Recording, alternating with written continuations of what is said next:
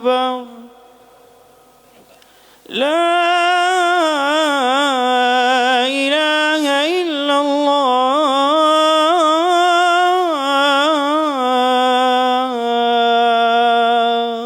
لا إله إلا الله ورب هذه الدعوة التامة والصلاة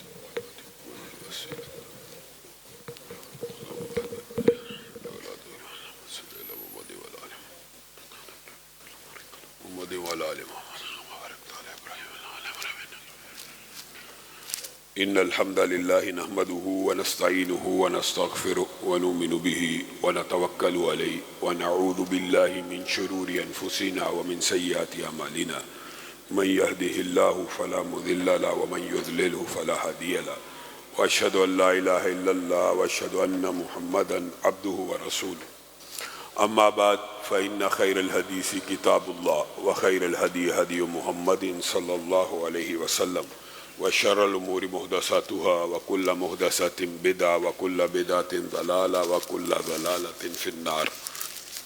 أعوذ بالله من الشيطان الرجيم. والذين يؤمنون بما أنزل إليك وما أنزل من قبلك وبالآخرة هم يوقنون. تمام قسم کی تعریفات اور حمد و ثنا اللہ مالک الملک کے لیے ہے جو تمام کائنات کے خالق مالک اور رازق ہیں، جو اپنے بندوں پر بے شمار انعامات کرنے والے ہیں، جو ہمیشہ سے ہیں اور ہمیشہ ہی رہیں گے، نہ جن کی ذات میں کوئی شریک ہے نہ جن کی صفات میں کوئی شریک ہے۔ حمد و ثنا کے بعد لاکھوں کروڑوں درود و سلام ہو سستی اقدس و مقدس پر کہ جن کا نام نامی اور اسم گرامی حضرت محمد رسول اللہ صلی اللہ علیہ وآلہ وسلم ہے، جنہیں تمام کائنات کا مقتدی پیشوا رہبر امام بنا کر بھیجا گیا اور جن کے قلب اطہر پر اللہ رب العزت نے اپنی آخری کتاب حمید کو نازل فرمایا۔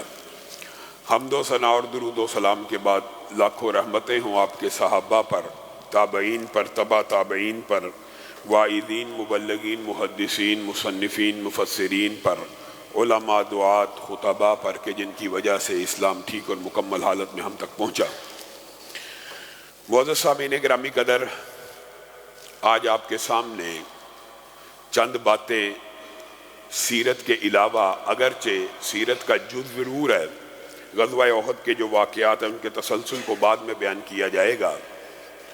گزشتہ آپ کو پتہ ہے 1-2 ماہ سے پاکستان میں یہ روٹین ہوتی ہے، ستمبر سے اکتوبر اور نومبر میں ختم نبوت کانفرنسز کا انعقاد کیا جاتا ہے اور اس موضوع کو لوگوں کے سامنے بیان کیا جاتا ہے۔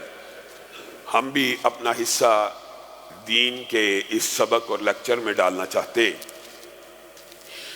آج ہماری نئی نسل، آج ہمارا نوجوان، آج کے ہمارے نئے ابھرنے والے اسکالرز بھی اور بڑے بڑے مفکرین اور دانشور بھی اس مسئلے کو اس سنجیدگی سے اور اس کے اندر جتنی خطرناکی ہے اس کا ابلاغ کرنے سے قاصر ہے۔ بنیادی طور پر ختم نبوت کا جو موضوع ہے یہ آپ میں سے اور مجھ میں سے ہر شخص کو اس کے دلائل بھی یاد ہونے چاہیے، اس کی سنگینی کا بھی ادراک ہونا چاہیے، اور یہ بات جو کہی جاتی ہے کہ قادیانیوں کے بارے میں اور ختم نبوت کے منکرین کے بارے میں آپ کے جذبات بہت سخت ہوتے ہیں اور آپ ان کو مرتد کہتے ہیں، ان کو واجب القتل کہتے ہیں، یا جلا وطنی کا جو اسلامی شرعی نظام ہے اس کا مطالبہ کرتے ہیں، ان کی وجوہات کیا ہیں؟ میرے بھائیوں، یہ قرآنی نصوص اور احادیث کی نصوص قطعیہ سے بات ثابت ہوتی ہے کہ رسول اللہ صلی اللہ علیہ وسلم کے بعد قیامت تو قائم ہو سکتی ہے لیکن کوئی نبی نہیں آ سکتا، اور اس کی ابتدا اللہ رب العزت نے بالکل قرآن پاک کی ابتدا ہی میں بیان کر دی کہ قرآن پاک شروع ہو رہا ہو ہر بندے کا یہ کنسیپٹ کلیئر ہو جائے۔ سورۃ بقرہ کا آغاز متقیوں کی صفت اللہ رب العزت بیان کر رہے ہیں۔ متقی کون ہیں؟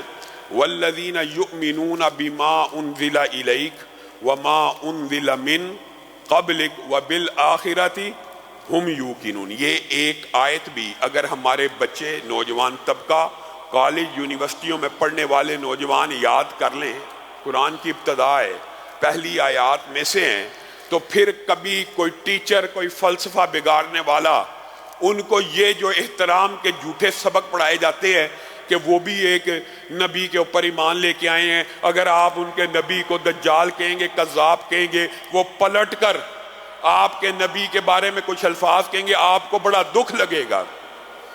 اگر یہ آیت بھی ابتدائے قرآن والی ان کی سمجھ میں آ جائے، فلسفہ سمجھ آ جائے گا، اور جو شدت ہے اس کی بات بھی ہم بیان کریں گے۔ والذین یؤمنون بما انزل الیک وما انزل من قبلک، اللہ رب العزت نے یہاں پہ متقیوں کی جو صفت بیان کی ہے اس میں کیا کہا ہے؟ جو آپ کے اوپر نازل ہونے والی وحی کے اوپر ایمان لے کے آتے ہیں اور آپ سے پہلے نازل ہونے والی وحی کے اوپر ایمان لے کے آتے ہیں۔ اب ایمانداری سے بتائیے، یہاں پر اگر رسول اللہ صلی اللہ علیہ وسلم کے بعد بھی وحی کی گنجائش موجود ہوتی تو قبلک کے علاوہ بعدک کا ذکر بھی تو موجود ہوتا، کہ آپ کے اوپر نازل ہونے والی وحی کا بھی اقرار کرتے ہیں، آپ سے پہلے نازل ہونے والی وحی کا بھی اقرار کرتے ہیں، اور آپ کے بعد آنے والی وحی کا بھی اقرار کرتے ہیں۔ لیکن اللہ رب العزت نے یہاں پر واضح طور پہ کیا ارشاد فرما دیا؟ والذین یؤمنون بما انزل الیک وما انزل من قبلک، آپ کے اوپر اور آپ سے پہلے نازل ہونے والی وحی کے اوپر ایمان لے کے آتے ہیں، اور اس کے بعد وبالآخرۃ ھم یوقنون، اس کے بعد قیامت کے اوپر تو ایمان لے کے آتے ہیں، درمیان میں کسی وحی کے اوپر ایمان نہیں لے کے آتے۔ یہ مومنوں کی صفت ہے، یہ متقیوں کی صفت ہے جو اللہ رب العزت نے کلام حمید میں بیان کر دی۔ اور کلام حمید ہی کے اندر آپ قرآن پاک کے اسلوب کا اگر مطالعہ کریں آپ کو سمجھ آ جائے گی۔ حضرت ابراہیم نے اپنی ذریت میں سے نبوت مانگی، وحی مانگی، آدم کی ذریت میں نبوت کا تذکرہ مل گیا۔ یعنی قرآن پاک کا اسلوب ہے، جب بھی کسی نبی کے بعد کسی نبی کے آنے کی گنجائش موجود تھی، قرآن پاک میں اس کا ذکر بھی آ گیا۔ حضرت عیسیٰ کا باب ذکر ہوا لمبا چوڑا، اور اس کے بعد بھی نبی آنے کی گنجائش تھی، تو اللہ رب العزت نے کیا کہا؟ وَمُبَشِّرًا بِرَسُولٍ يَأْتِي مِن بَعْدِ اسْمُهُ احمد، آپ کے بعد بھی، عیسیٰ کے بعد بھی ایک رسول آئے گا جس کا نام احمد ہوگا۔ حضرت محمد رسول اللہ صلی اللہ علیہ وسلم کا ذکر قرآن پاک میں نبیوں کے بعد ایک نبی آئے گا، تم نے اس کی مدد کرنی ہے، تم نے اس کا ساتھ دینا ہے۔ عیسیٰ کے باب میں بھی نبوت کی گنجائش موجود، ذکر آ گیا۔ رسول اللہ صلی اللہ علیہ وسلم کی جب باری آئی، پورے قرآن پاک کو اٹھائیے، کوئی ایک آیت بھی رسول اللہ کے بعد وحی کے کسی سلسلے کو، رسول اللہ کے بعد نبی آنے کی کسی گنجائش کا ذکر کرتی ہے؟ بلکہ قرآن پاک میں کیا ہے؟ ما کان محمد ابا احد من رجالکم ولکن رسول اللہ و خاتم النبیین۔ یہاں پر قادیانیوں نے آپ کو اور مجھے ایک دھوکے میں ڈالنے کی کوشش کی۔ آپ جب ان سے پوچھتے ہیں ختم نبوت کے منکرین سے، قادیانیوں سے، ہمارے معاشرے میں ختم نبوت کے منکرین کی بہت بڑی تعداد قادیانیوں پر مبنی ہے، ختم نبوت کے دیگر منکرین بھی موجود ہیں، لیکن ہمارے بر صغیر کے معاشرے میں یہ طبقہ زیادہ ہے۔ آپ ان سے دلیل پوچھیں کہ رسول اللہ کے بعد اتنی بڑی چیز ایک نبوت کا آنا تھا، تو قرآن پاک میں اس نبی کا، اس نبوت کا، اس وحی کا تذکرہ کیوں نہیں موجود؟ تو وہ آپ کو جو آیت ہم آپ کے سامنے رکھتے ہیں کہ ما کان محمد ابا احد من رجالکم ولکن رسول اللہ و خاتم النبیین، اس آیت کو بھی بات آئی ہے تو ذرا کھولیے۔ اس آیت کے دو ٹکرے ہیں۔ آیت کا جو پہلا ٹکڑا ہے ما کان محمد ابا احد من رجالکم، اس تک آیت کے ٹکڑے تک اگر آپ رہیں تو یہ ایک خبر اللہ رب العزت کس کو دے رہا ہے؟ رسول اللہ صلی اللہ علیہ وسلم کو۔ کیا؟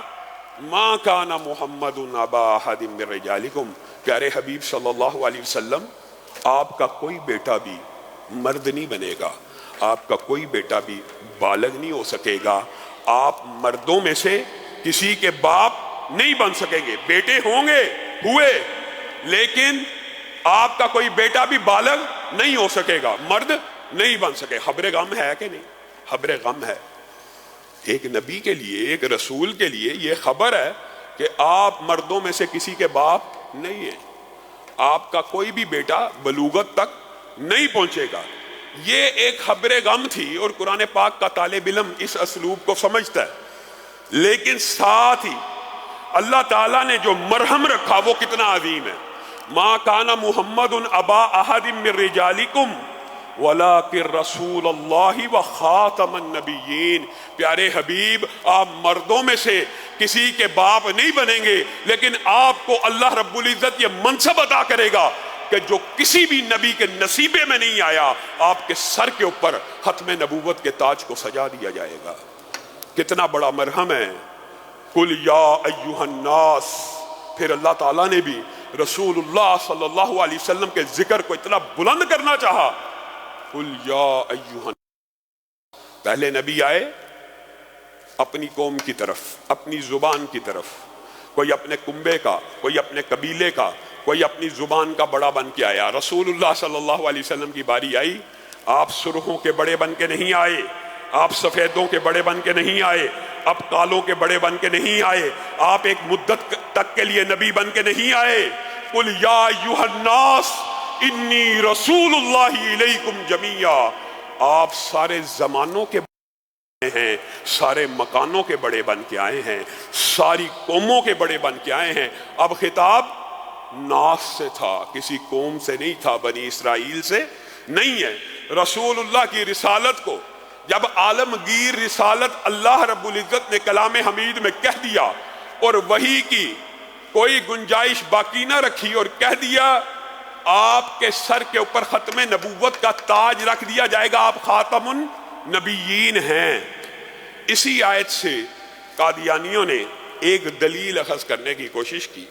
انہوں نے کہا یہ جو مسلمان ترجمہ کرتے ہیں خاتم النبیین کا کہ آپ آخری رسول ہیں، آپ کے اوپر رسالت ختم ہو رہی ہے، اور یہ ترجمہ مسلمانوں کا نہیں ہے، یہ رسول اللہ صلی اللہ علیہ وسلم نے خود کیا، انا خاتم النبیین لا نبی بعدی۔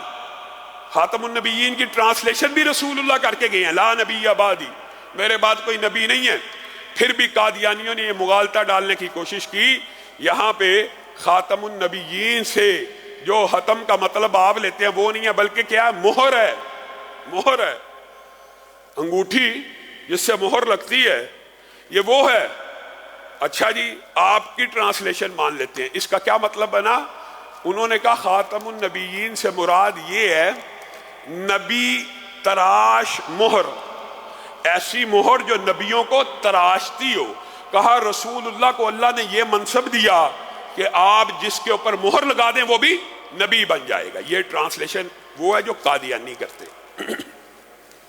ایک ٹرانسلیشن وہ ہے جو رسول اللہ نے کی، ایک ٹرانسلیشن وہ ہے جو آج کے ختم نبوت کے منکرین کرتے ہیں۔ بالفرض آپ نے، میں نوجوانوں کو یہ بات کہتا ہوں، آپ کو یہ دلائل یاد رکھنے کی ضرورت ہے، قادیانی پوری دنیا کے جمع ہو جائیں، صرف آپ کی اس دلیل کو قیامت تک کے لیے رد نہیں کر سکتے۔ جو بات انہوں نے کہی کہ اس سے مراد نبی تراش مہر ہے، یہاں پہ آپ نے رکنا ہے، خاتم النبیین۔ یہ جو نبیین یہاں پہ ذکر آیا یہ واحد ہے کہ جمع ہے؟ جمع ہے، عام فہم بات ہے، مشکل بات نہیں۔ واحد کا صیغہ ہے کہ جمع کا؟ عربی میں جو جمع ہے وہ کم از کم کتنے افراد کے لیے استعمال ہوتی ہے؟ 3 کے لیے۔ 2 کے لیے جو جمع بیٹا وہ استعمال اردو میں ہوتی ہے، 2 کے لیے عربی میں تثنیہ کی الگ ڈائی موجود ہوتی ہے، اس کے لیے جمع کا صیغہ استعمال نہیں کیا جاتا، تثنیہ کا صیغہ ہوتا ہے۔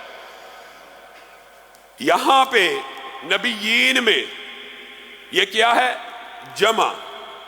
اب نبی تراش مہر، اگر ان کا ترجمہ بھی مان لیا جائے، ان کا ترجمہ بھی مان لیا جائے تو رسول اللہ صلی اللہ علیہ وسلم نے کم از کم کتنے نبیوں کے اوپر مہر لگانی ہے؟ کم از کم 3 کے اوپر۔ آپ اب قادیانیوں سے پوچھ لیجئے، جائیے پوری دنیا کا کوئی قادیانی، یہ جو انہوں نے اپنا من گڑت ترجمہ بنایا یہ اس میں بھی جھوٹے ہیں۔ آپ ان سے پوچھیں رسول اللہ سے لے کے مرزا غلام احمد قادیانی تک کتنے رسول اور پیغمبر آئے؟ کہیں گے کوئی نہیں آیا۔ اب مرزا غلام احمد قادیانی کے بعد قیامت تک کتنے رسول اور پیغمبر آنے ہیں؟ اب بھی نہیں آنا، اب خلافت چلنی ہے۔ اب آپ بتائیے، اگر اس کی ٹرانسلیشن جو مرزا غلام احمد قادیانی نے کی ہے نبی تراش مہر، تو کم از کم کتنے نبی ہونا ضروری تھے؟ 3۔ یہ تو ہے ان کا جو مغالطہ اور لوگوں کو گمراہ کرنے کے لیے جو طالب علم نئے نئے امریکہ کا ویزا، برطانیہ کا ویزا، جرمنی کا ویزا، اس طرح کی جو لالچیں دے دے کے ان کو اس بات کے اوپر ابھارا جاتا ہے۔ میرے بھائیو، یہ تو قرآن کی 2 آیات آپ کے سامنے رکھی ہیں اور اس کے علاوہ بھی متعدد آیات ہیں، لیکن آئیے حدیث کی طرف۔ حدیثوں میں رسول اللہ کے، جس طرح قرآن پاک کے اندر پورے قرآن میں رسول اللہ کے بعد کسی وحی اور نبی کا تذکرہ موجود نہیں ہے، اسی طرح احادیث کے اندر بھی رسول اللہ کے بعد کسی وحی، کسی نبی کا تذکرہ موجود نہیں ہے، بلکہ جہاں جہاں یہ رسول، اتنا سینسٹیو اور حساس معاملہ ہے کہ جہاں جہاں یہ وہم، یہ اشکال پیدا ہونے کا بھی خطرہ موجود تھا کہ کہیں لوگ وحی کا یا نبوت کا کوئی امکان نہ لے لیں، وہاں پہ بھی رسول اللہ صلی اللہ علیہ وسلم نے وضاحت کر دی۔ آپ حیران رہ جائیں گے کہ رسول اللہ صلی اللہ علیہ وسلم نے یہ تک بیان کر دیا کہ میرے بعد نبوت نہیں رہے گی، لیکن نبوت کا 46واں حصہ میری امت میں رہے گا۔ رسول اللہ نے تو جز 46واں بھی بیان کر دیا، وہ کیا ہے؟ سچے خواب۔ امت میں سے بعض لوگ سچے خواب دیکھا کریں گے، اور یہ نبوت کا 46واں حصہ ہے۔ یہ الہام کی ایک ہی قسم ہے، جاگتے ہوئے کھلی آنکھوں سے الہام نہیں ہوگا۔ ہاں، میرے کچھ نیک لوگوں کو، کچھ عام بندوں کو بھی، ہو سکتا بد کو بھی سچے خواب آ سکتے ہیں، یہی الہام کی آخری قسم ہے۔ رسول اللہ صلی اللہ علیہ وسلم نے یہ قسم تک بیان کر دی کہ میرے بعد نبی کوئی نہیں ہے۔ ہاں، یہ 46واں حصہ امت کے اندر باقی رہے گا۔ پھر آپ حیران رہ جائیں کہ رسول اللہ صلی اللہ علیہ وسلم نے جہاں جہاں بھی وہم پیدا ہونے کا خطرہ ہوا، اس کو بھی کلیئر کر دیا۔ حضرت کا مشہور واقعہ آپ نے سنا ہے، حضرت علی کو ایک جنگ میں پیچھے چھوڑ دیا گیا۔ حضرت علی کو ایک جنگ میں پیچھے چھوڑ دیا گیا۔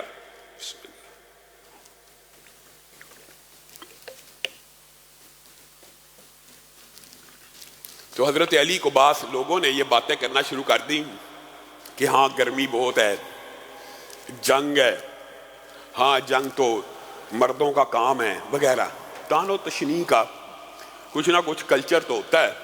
حضرت علی وہ جو بدر و احد کے دلیر ہیں، شجاع پہ چوٹ لگی، رسول اللہ کے پاس چلے گئے کہ اللہ کے رسول، مدینہ میں صرف عورتیں رہ گئی ہیں، آپ نے مجھے مدینہ کا امیر بنا دی ہے، خود غزوے پہ جاتے ہیں، لوگ مجھے طرح طرح کی باتیں کرتے ہیں، کیا میں بزدل ہوں؟ مجھے بھی ساتھ لے کے چلیے، میں نے بھی ساتھ ہی جانا ہے۔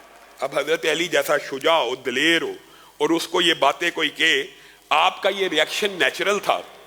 رسول اللہ کے پاس آ کے شکوہ کرنے لگے، اللہ کے رسول یہ تو بہت بڑی زیادتی کی بات ہے، میرے جیسے جری اور شجاع کے بارے میں لوگ یہ باتیں کریں۔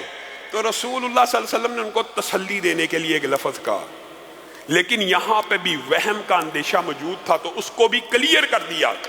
اما ترضا ان تکون منی بمنزلت ہارون من موسیٰ، اے علی کیا آپ اس بات پہ راضی نہیں ہیں، خوش نہیں ہیں کہ میری آپ کی وہی نسبت ہے جو موسیٰ کی ہارون کے ساتھ ہے؟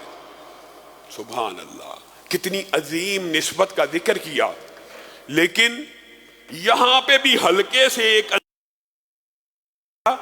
کہ ہارون بھی نبی ہے، اللہ علی اللہ انہو لا نبی بعدی، علی لیکن میری بات یاد رکھنا، میرے بعد نبی کوئی نہیں آئے گا۔ تیری میری نسبت موسیٰ اور ہارون جیسی تو ہے، لیکن یہاں پہ اشکال کا خطرہ تھا نا، یہاں پہ وہم کا خطرہ تھا لوگوں کے لیے، سامعین کے لیے، آڈینس کے لیے، تو بھی رسول اللہ نے کہہ دیا لیکن علی میری بات یاد رکھیں، میرے بعد نبی کوئی نہیں آئے گا۔ یہاں پہ ہمارے معاشرے میں ایک طبقہ روافض کا، انہوں نے بھی اس حدیث سے رسول اللہ صلی اللہ علیہ وسلم دیکھے کلیئر کر کے گئے کہ میرے بعد نبی نہیں آئے گا، انہوں نے نبی تو نہیں لیکن اس حدیث سے حضرت علی کی خلافت کشید کر لی کہ حضرت علی کو اللہ کے رسول خلیفہ بنا کے گئے تھے. دیکھیں جی انہوں نے کہا تھا جو نسبت موسیٰ اور ہارون کیا وہ میری اور علی کیا ہے, مدینہ میں چھوڑ کے گویا خلافت علی کا حق تھا. یہ استدلال بھی باطل ہے, اسی نص میں اس کا رد موجود ہے. یہ تو خیر بات آئی ہے ضمنی طور پہ تو سمجھ لیجئے خلافت بعد میں آنے والی چیز کو کہتے ہیں, اور ہارون حضرت موسیٰ کی زندگی میں فوت ہو گئے. خلافت کی کیسے دلیل بن سکتی ہے؟ یا تو حضرت موسیٰ کے بعد خلیفہ بنتے تو پھر کوئی دلیل لینے کی اخذ کرنے کی کوشش کرتا. خیر یہ بات تو ضمنی طور پہ آئی ہے. رسول اللہ صلی اللہ علیہ وسلم نے اس ٹاپک کی حساسیت کو مد نظر رکھتے ہوئے یہ بھی کہا ان مثلی و مثل الانبیاء من قبلی کمثل رجل بنا بیتا فاجملہ واحسنہ. میری اور سابقہ انبیاء کی مثال ایسی ہے کہ ایک آدمی نے ایک محل بنایا, اس کو خوبصورت مزین کیا, بہت خوبصورت بنایا, الا موضع لبنہ, سارا محل بنانے کے بعد ایک اینٹ کی جگہ چھوڑ دی, فجئت انا پس میں آیا واتممت تلک اللبنہ, میں نے اس خالی اینٹ کی جگہ کو پر کر دیا. میں ہی وہ نبوت کے پورے محل کی آخری اینٹ ہوں جو اس محل میں جا کے فٹ ہو گئی اور نبوت کے سارے سلسلے مکمل ہو گئے.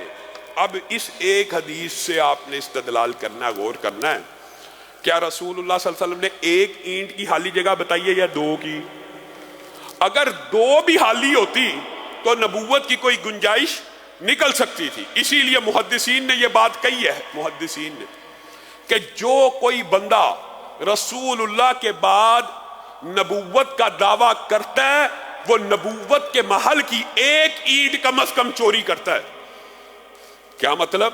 وہ ایک نبی کا حق مارے گا تو ہی اس محل کے اندر جا کے فٹ ہونے کی کوشش کرے گا, وہ ایک نبی کی توہین کرے گا, ایک نبی کا حق مارے گا. اور اسی لیے آپ نے اس بات کو نوٹ کیا ہوگا کہ جتنے بھی بالعموم جھوٹے نبی جو دعویٰ کرتے ہیں وہ حضرت عیسیٰ کی توہین کرتے ہیں یا کسی ایک نبی کی توہین اعلانیہ بھی کرتے ہیں اور ان کے بارے میں ہرزہ سرائی بھی کرتے ہیں.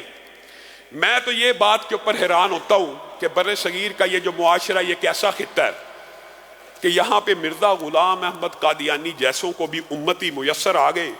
وہ الگ بات ہے, اس کے پیچھے برطانیہ کی حکومت کی محنتیں تھی. اس نے خود لکھا ہے کہ میں نے برطانیہ کی خدمت میں اتنے جہاد کے خلاف لٹریچر اور رسالے لکھے ہیں کہ ایک الماری بھر جائے, ایک لائبریری بھر جائے. لیکن پھر بھی آپ اگر غور کریں تو زمانہ ماضی میں جتنے بھی جھوٹے اور جعلی نبی آئے وہ سارے ایول جینیس تھے.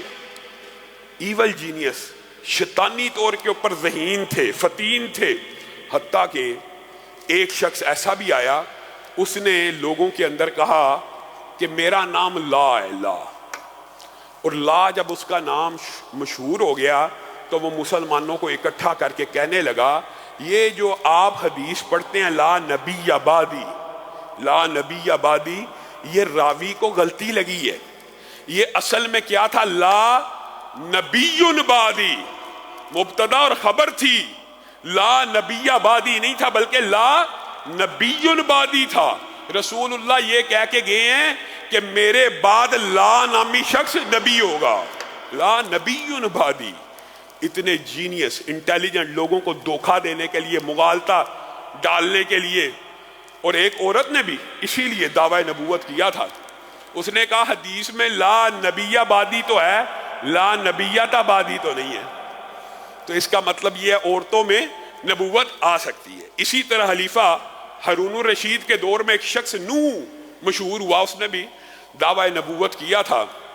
اس وقت جب لوگوں نے اس سے دلیل مانگی کہ تو اپنی نبوت کی کوئی دلیل دے تو اللہ علماء اہل سنت کے اوپر رحم فرمائے, انہوں نے اس وقت یہ فتویٰ جاری کیا تھا الحمدللہ کہ مدعی نبوت کے بارے میں, جعلی نبوت کا دعویٰ کرنے والا رسول اللہ کے آ جانے کے بعد واضح نصوص بین دلائل اور احادیث کی روشنی کے بعد اگر کوئی مسلمان کسی جھوٹے دعوی نبوت کرنے والے سے دلیل بھی مانگے گا تو اسلام سے نکل جائے گا. دلیل بھی مانگے گا, دلیل کی ضرورت نہیں ہے, نصوص قطعیہ ہیں.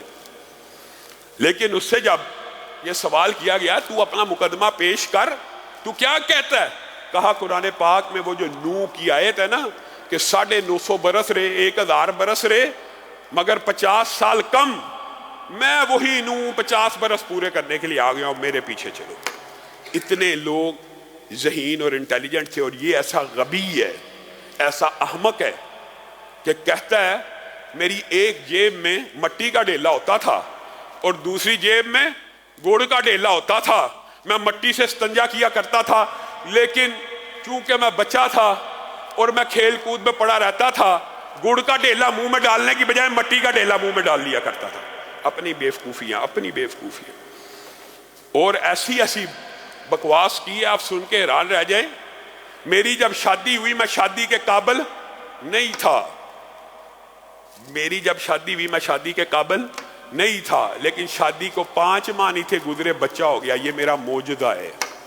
علامہ شہید نے کہا تھا, علامہ شہید نے قادیانیت میں بھی اور تقریر کرتے ہوئے بھی یہ بات کہی تھی, مرزا غلام احمد قادیانی یہ جو معجزہ تو کہہ رہا میرا معجزہ ہے, اس کو اگر معجزہ مان لیا جائے کہ تو شادی کے قابل نہیں تھا, 5 ماہ بعد بچہ پیدا ہو گیا, تو یہ معجزہ تیرا نہیں ہے, تیری بیوی کا ہے.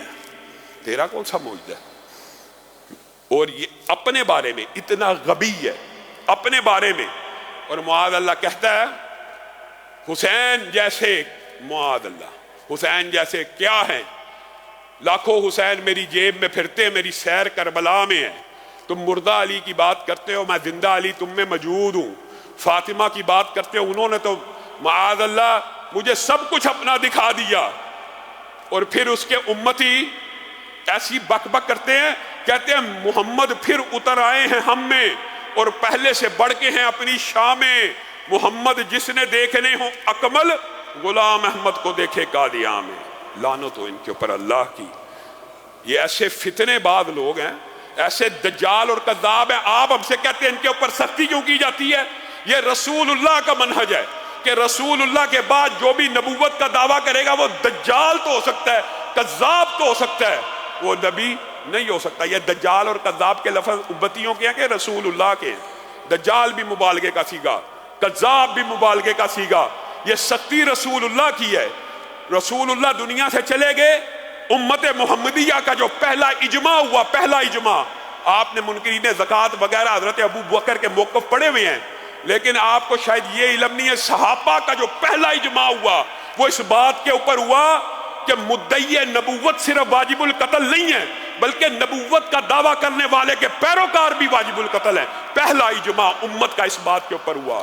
آج آپ کہتے ہیں ان کو اقلیت مان لیا جائے, نہیں مانتے, یہ مرتد ہیں, ان کی سزا اسلام میں طے اور متعین ہے.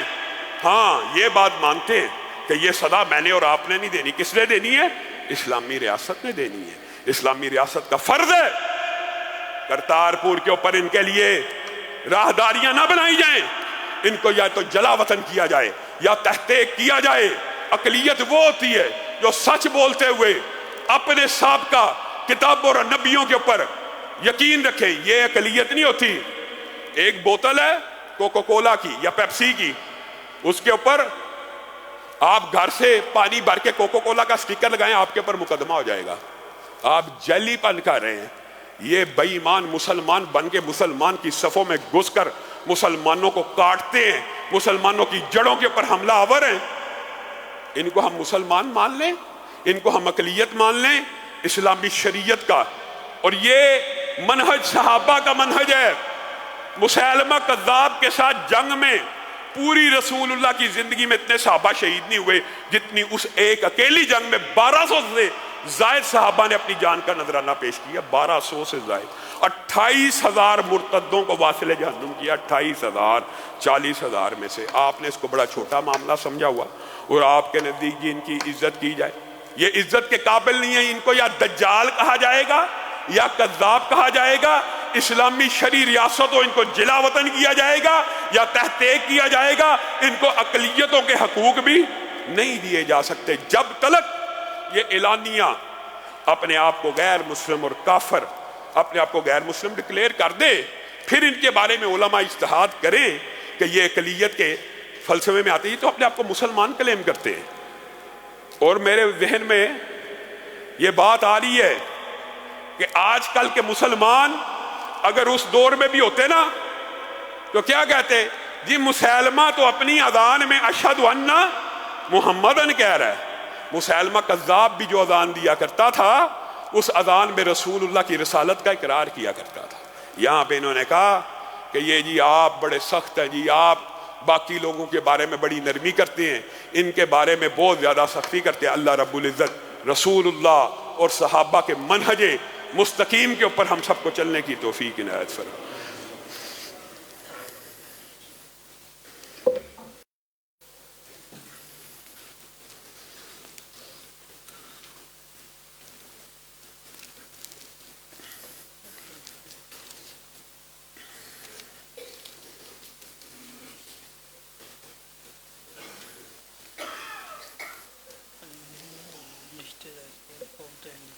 کدھر ہے؟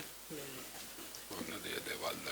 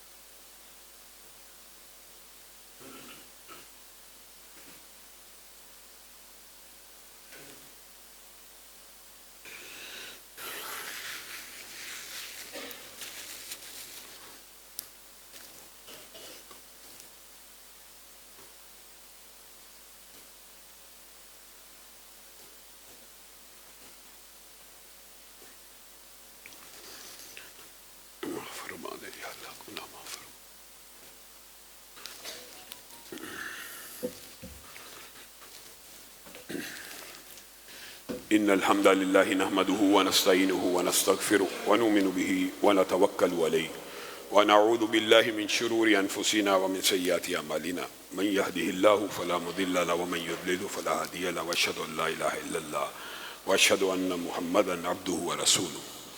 اما بعد فان خير الحديث كتاب الله وخير الهدي هدي محمد صلى الله عليه وسلم وشر الامور محدثاتها وكل محدثة بدعة وكل بدعة ضلالة وَكُلَّ ضَلَالَةٍ فِي النَّارِ. معزز سامعین گرامی قدر، گزشتہ روز کل پاکستان کے اندر ایک بہت بڑا سانحہ رونما ہوا کہ پاکستان کے سابقہ وزیر اعظم کے اوپر ایک قاتلانہ حملہ کیا گیا جس کے اندر اللہ رب العزت نے انہیں محفوظ رکھا اور جو حملہ آور ہے وہ گرفتار ہو گیا. اس حوالے سے چند گزارشات آپ کے سامنے رکھنی ہیں. پہلی بات تو یہ ہے کہ ہم گولی کی اور گالی کی اور گالی کی سیاست کو مسترد کرتے ہیں. گولی کی سیاست کو بھی مسترد کرتے ہیں اور گالی کی سیاست کو بھی مسترد کرتے ہیں. خان صاحب کے اوپر ہونے والے حملے کی مذمت کرتے ہیں لیکن اتنی نہ بڑا پاکی دامہ کی حکایت. دامن کو ذرا دیکھ، ذرا بند قبا دیکھ. خان صاحب، پنجاب کے اندر آپ کی حکومت ہے، پنجاب کے اندر آپ کا وزیر اعلیٰ ہے، پنجاب میں سارے مقتدر ادارے آپ کے نیچے ہیں. آپ کے لانگ مارچ کو سیکیورٹی دینا پنجاب حکومت کی ذمہ داری ہے. آپ کو تحفظ فراہم کرنا پنجاب حکومت کی ذمہ داری ہے. آپ کے اوپر حملہ ہو جانے کے بعد پاکستان کے سارے سیاستدانوں نے، مذہبی طبقے نے اس حملے کی شدید الفاظ میں مذمت کی، لیکن پنجاب کو رات بھر کے لیے جیم کر دیا گیا، احتجاج کیا گیا، جلاؤ گراؤ کی سیاست ہوئی۔ بتائیے ہاں صاحب، یہ احتجاج کس کے خلاف ہے؟ حکومت تو پنجاب میں آپ کی ہے، آپ احتجاج کس کے خلاف کر رہے ہیں؟ آپ پروب کیجئے، آپ بندے کو پکڑیے، آپ قاتلوں کو کیفر کردار تک پہنچائیے، ہم آپ کے ساتھ کھڑے ہیں۔ آپ کے اوپر جس نے حملہ کیا اس کو، اس کے پیچھے جتنے بھی لوگ ہیں ان کو مرار پاکستان کے اوپر سزائے موت دے دیجئے۔ سارا مذہبی اور سیاسی طبقہ آپ کے ساتھ ہے، سارا سیاسی اور مذہبی طبقہ آپ کے ساتھ ہے۔ آپ احتجاج کس کے خلاف کر رہے ہیں؟ آپ اپنی حکومت کے خلاف احتجاج کرتے ہیں۔ آپ عوام کو کیا سمجھتے ہیں؟ آپ عوام کی آنکھوں میں دھول جھونکنا چاہتے ہیں؟ اپنی ہی حکومتوں کے خلاف احتجاج، اور پھر عوام کو انگیخت کر کے وطن عزیز کے اداروں کے خلاف، ان کے کور کمانڈروں کے گھروں کے اوپر حملے کرنا، یہ نہایت افسوسناک بات ہے۔ خان صاحب کے اوپر حملے کی مذمت ہے، لیکن اس کی آڑ میں پاک فوج کو، پاکستان کو نشانہ بنانے کی کسی کو اجازت نہیں دینی چاہیے۔ میں حیران رہ گیا، صدیق جان صاحب ایک صحافی ہیں، انہوں نے ٹویٹ کیا، کہاں ہیں ادارے؟ کیا کوئی مذہبی جماعت کا رہنما، لیڈر یا کارکن یہ ٹویٹ کر سکتا ہے؟ لکھا ہوا پاکستان توڑنا چاہتے ہو؟ کہاں ہیں ادارے؟ اداروں کو اتنا بھی نیوٹرل نہیں ہونا چاہیے کہ کوئی پاکستان توڑنے کی اعلانیہ باتیں کرتا پھرے اور اس کو آزادی دے دی جائے۔ اور دوسری افسوس اور دکھ ہوا، حامد میر صاحب ہمارے دوست ہیں لاہور کے اندر، ان کے والد میرے والد صاحب کے دوست، ہم نے ان کی ساری جوانی کو لاہور میں گزرتے ہوئے دیکھا، انہوں نے بھی ٹویٹ کر دی، وہ الزام لگایا مذہبی طبقے کے اوپر جو خان صاحب نے بھی نہیں لگایا۔ کہنے لگے کہ پورے پاکستان کی سیاسی اور مذہبی جماعتوں کو مل کر مذہبی تشدد کے خلاف آواز اٹھانی چاہیے۔ مجھے بتائیے، یہ الزام تو خان صاحب نے بھی اپنے قاتل کے بارے میں نہیں لگایا کہ اس نے مذہبی منافرت کی بنیاد کے اوپر حملہ کیا۔ ہم ماورائے عدالت ہر قتل کی مذہبی جماعتیں مذمت کرتی آئی ہیں اور مذمت کرتے ہیں۔ میں تو بذات خود، ہمارا گھرانہ تو بذات خود اس دہشت گردی کا شکار رہا۔ علامہ شہید، ان کے رفقا بم دھماکے میں شہید کیے کہ ہم ماورائے عدالت قتل کی کیسے حمایت کر سکتے ہیں؟ لیکن اس آڑ میں مذہب کو نشانہ بنانا جب موقع ملے، اسلام پسندوں کو نشانہ بنانا جب موقع ملے، تمہاری غیرت اس وقت تو نہیں جاگی جب ایک مظلوم بیچارہ معذب گودل، اس کے بچے اس کے ساتھ کھڑے ہو کے روتے رہے۔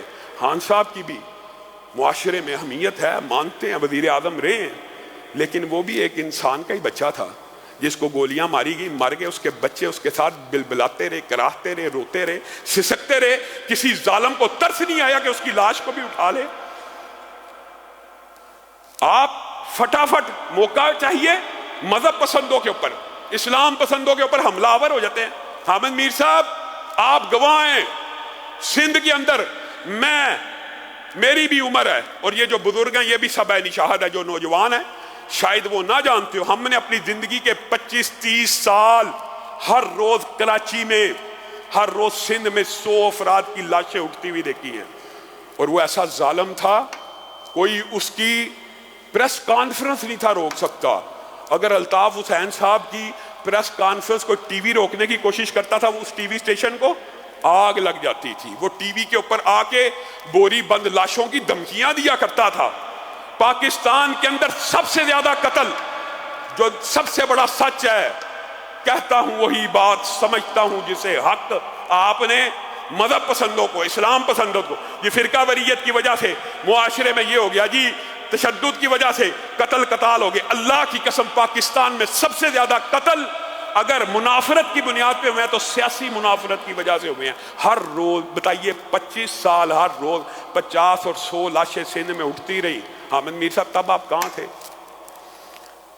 فرقہ واریت کی بنیاد پہ قتل ہوتے ہیں، مانتے ہیں، لیکن اتنے نہیں ہوتے جتنے آپ پاپولر اور مشہور کرنے کی کوشش کرتے ہیں۔ سب سے زیادہ آج بھی معاشرے میں جتنی افراتفری ہے، نون اور جنون کی آپس میں، یہ سیاسی ہے کہ مذہبی ہے؟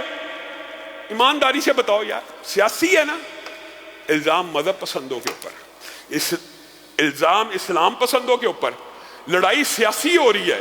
جنگ سیاسی ہو رہی ہے، منافرت سیاسی ہے، قتل قتال سیاسی بنیادوں پہ ہوتا ہے، اور جب ہو جائے تو اس کے بعد ایک بیان کو ٹویسٹ کر کے جی چونکہ اذان کے اندر ڈیک بج رہے تھے اس لیے ملزم نے مارا، یہ مذہبی تشدد کا واقعہ ہے۔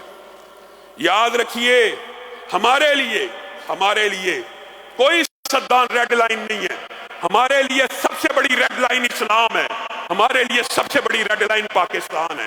جس طرح اسلام کا تحفظ کریں گے اسی طرح پاکستان کا بھی تحفظ کریں گے انشاءاللہ۔ اور آپ جس کے منہ میں آئے اداروں کے خلاف، جس کے منہ میں آئے فلاں کے خلاف، یہ اس نے قتل کروا دیا، ہاں صاحب احتجاج کا رخ سیدھا کیجئے، جس کے خلاف جن پارٹیوں کے ساتھ آپ کا معاملہ ہے ان کے ساتھ حل کیجئے۔ پنجاب میں آپ کی اپنی گورنمنٹ ہے، آپ پنجاب حکومت کے خلاف احتجاج کرنا چاہتے ہیں، پشاور میں آپ کی اپنی گورنمنٹ ہے، آپ وہاں پہ احتجاجی مظاہرے کرنا چاہتے ہیں۔ آخر میں چند ایک اعلانات ہیں۔ ہمارے دوست شیخ کیسر صاحب، ان کے چچا انتقال فرما گئے ہیں، انا للہ و انا الیہ راجعون۔ اسی طرح قاری امجد صاحب کے رشتہ دار ہیں، ہمارے ایک نمازی ہیں پہلی صف کے، ان کی والدہ کا بھی انتقال ہو گیا۔ اسی طرح چند ساتھیوں نے اپنے فوت شدگان کے حوالے سے جنازے کا کہا، نعیم بھٹا صاحب کے بڑے بھائی کا بھی انتقال ہو گیا۔ بہت سے نمازی ساتھی ان کے جنازوں میں شرکت نہیں کر سکے، تو انشاءاللہ نماز جمعہ کے بعد ان کے غائبانہ نماز جنازہ سب کا مشترک ہوگا، سب ساتھی اس میں شرکت فرمائے۔ اور بہت سے ساتھیوں نے دعا کے لیے کہا ہے، اللہ تعالیٰ سب بیماروں کو شفائے کاملہ عاجلہ نصیب فرمائے۔ آخر میں اعلان یہ ہے کہ جو ساتھی تحریک دفاع اسلام و پاکستان کے فارم لے گئے ہیں ان فارموں کو فل کر کے واپس بھی پہنچائیں، اور ساتھ میں شناختی کارڈ کی کاپی بھی دیں، اور جو ساتھی نہیں لے کے گئے وہ آج فارم لے کے جائیں اور جلد از جلد مرکز میں پہنچائیں۔ اسی طرح خواتین بھی ان فارموں کو فل کریں اور جلد از جلد مرکز میں واپس پہنچائیں۔ سبحان ربک رب العزت عما یصفون وسلام علی المرسلین والحمد للہ۔